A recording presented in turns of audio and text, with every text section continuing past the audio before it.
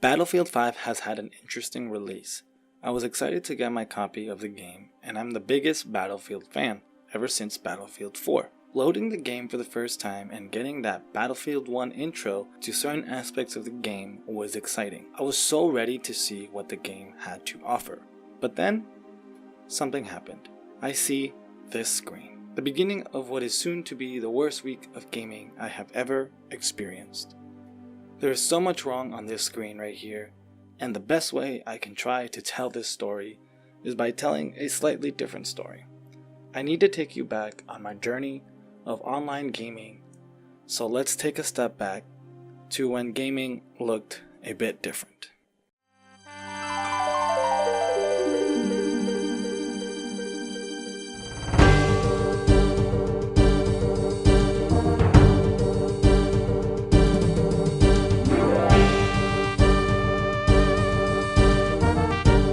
RuneScape was my first intro into what I would experience as an online multiplayer game. This game was all consuming, and man did I sink hours into this. My whole 5th to 8th grade years had this game right in the front center. But I'm not here to focus on the game. I'm here to focus on the legacy that playing RuneScape had. The creation of what I'm calling now my gaming identity. Getting into the online space for the first time, I really wanted a name to pop. At the time, I loved and I still love Zero from Mega Man, so I always thought that was a cool name. But clearly, Zero is too simple and the odds of someone taking that is really high. So I decided to try to go with Flame Zero because, I liked fire and I was in 5th grade. Very creative, right? Too bad that was taken. So I tried adding my lucky number, Flame 07. But that's strike 2, also taken. So at the end, out of whim, I decided to put an 8 at the end, because 7, 8, and boom, Flame 078 was born. As I mentioned, this game took a lot of years of investment. It inspired a lot back then. I even managed to create an email with it, flame078@yahoo.com.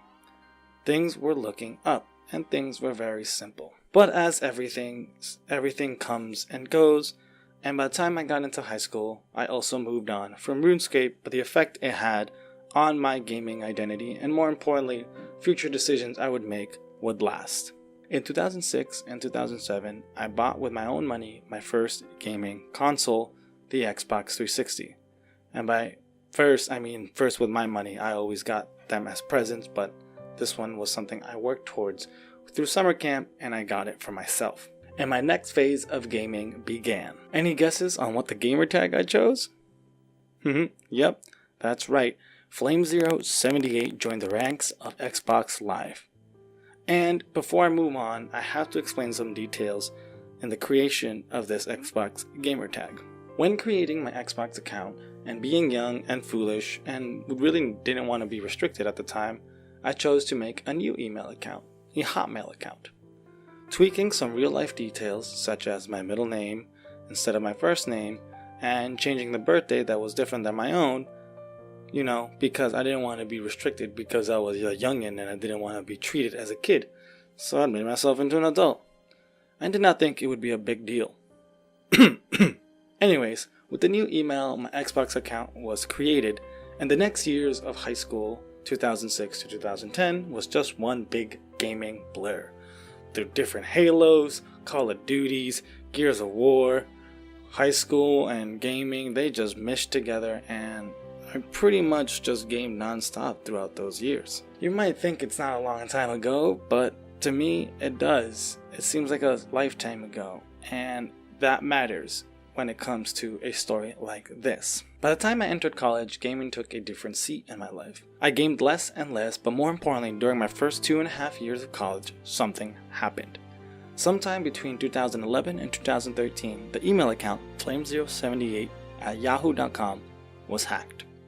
Someone got my password, someone stole my account, and they stole it for keeps, changing the password and changing the security questions to the point where I could really not do anything to recover it because Yahoo Help Services are trash and there was nothing else I could do, so I lost it. It sucked losing an email, I mean, taking a look, I used that email for a lot. It was my main email. I used to send that email to different emails when I had to like send homeworks and stuff. So there was history in using this email. It was something that was mine and I lost it. And definitely at the time it did not feel good. But at that point I had to make a decision. And that decision that I made was to move on and to remove any association from any active accounts that I know, so that way I didn't lose anything else that was mine. Clearly, one big account of note was my Xbox account. I mean, it's not like I knew that email would come back to haunt me in any way, right? Time moved on, and so did I. I played more games, and before I knew it, the new consoles were here. The start of this gen, around 2013, I committed to Team PlayStation again. PlayStation 4 was the game I bought at the time, and I was really happy with my purchase, and I was excited to be back on PlayStation. And when it was time to create my PSN, any wild guesses to the PSN name I chose? So, at this point, I feel like I can now explain of what's going on this screen. If you notice, the email in question is the email I just finished explaining its origin and history. So clearly, you might be wondering, what does this mean? Well, with my many talks with EA support, this screen simply means that my Xbox is linked to an EA account associated to that email. How, you may ask? Well, it's kind of not as straightforward as I would like, but here goes. When you play an EA game, apparently you need to have an account to play online. It's pretty standard and straightforward. I knew this personally because my first EA game was Battlefield 4 on the PS4, and I remember setting up that account, and I remember doing the deed, and it's an account I still use today. During this generation, I spent most of my time playing games on the PS4, and by the time I did get an Xbox One, I got it solely for 2 games, Gears of War 4 and Halo 5. So from the start of this console generation, my Xbox account was pretty not active. So roughly since 2013, give or take. Why am I saying this? Well, like I said, EA makes you create an account to play their games. If you're doing it on console, the connection between accounts is pretty straightforward. It uses the email of your console, and I assume it takes some basic information. Or it asks you. I do not remember the whole process. Again, this must have happened over 5 years ago, give or take. So if I'm telling you that I played 2 games on my Xbox One, and both those games were not EA games, the logical assumption is to assume that the EA account linked to my gamertag was made during the Xbox 360 era, which, by the way, I sold that console in 2015 when I graduated. So here comes the fun part. Tons of people use my account because in college I lived in a frat house and people at the house usually played games, and for the most part they just used my account because it was just easier. I know they played some EA games because a lot of them were sports games fans, so they played like NBA 2K, NBA Live, FIFA. All I know concretely is that I personally played one EA game, and that EA game was Battlefield 3 because my friend introduced me to that game. So he lent it to me and I played it, and I know I played online, so I imagine this could be a point where that EA account was created. But then again, this is a big gap. Give or take, 2010, 2013, this is when all of this was happening. So that leaves a lot of room of error. So let's actually break this down. I have an Xbox account linked to an EA account. I cannot use my EA account that I use for my PS4 because there's already a link to the Xbox. To remove that link, I have to gain access to the account associated to my Xbox. Let me give you context of what I know about that EA account. It is associated with an email I no longer have access to. I have no idea when the EA account was created. Also, because of how console EA accounts work, I have to assume it took information from my Xbox.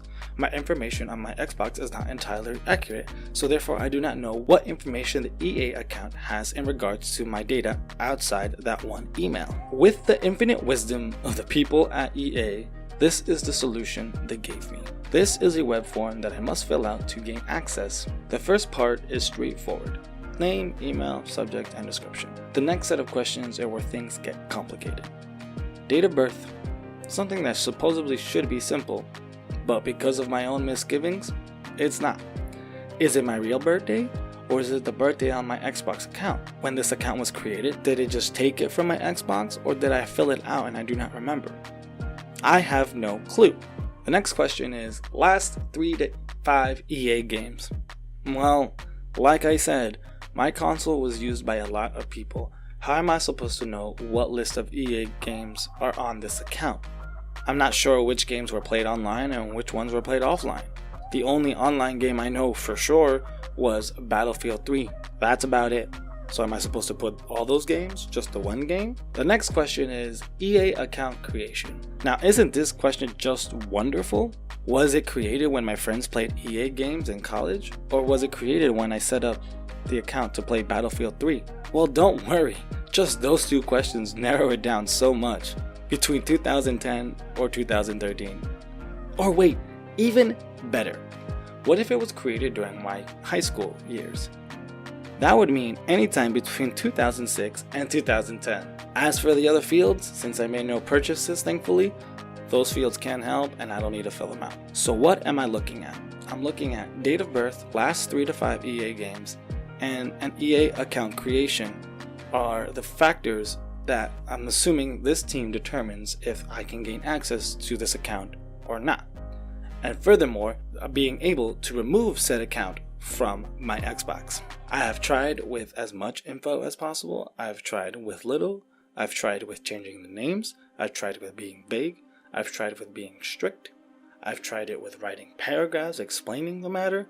No matter what I've done, I cannot give them what they want, because I essentially am blind to the details that they want. 6 days since purchase and I cannot play this game. I feel angry, I feel lost, and depressed. If you notice by my voice, it's pretty monotone, and it's because I just feel down. At this point, I'm simply making this video just to vent. My hopes maybe is that maybe in creating this video, this is where people watching this can help by sharing this over and over again and hopefully making it trending, or hopefully you guys giving me suggestions on maybe what I can do is the only option I have left. This is not just about being able to play Battlefield 5. This is more than that. This is something that's going to affect any EA game I play or want to play for the Xbox for the rest of my life. That is what is at stake here, and this is why it's super frustrating for me. I'm going to try this form one more time and maybe even link this video to it. But then again, I have no confidence that a human person is even reading these cases and is just looking and doing a comparison by some kind of automation. But I will try again because that's all I really can do besides giving up. What really hits home with the idea that I was recapping this video and trying to gather all the details as best as I could, I know I can play the full victim here. There are choices that I made in the history that I explained that really are at play when it comes to the situation I'm currently in. I would have hoped that EA would have realized how crazy of a situation I'm put in and maybe in their hearts realize and try to help me out. I understand where they're coming from. I understand how I got here. It does suck, and all I know is I can never play an EA game on Xbox ever again.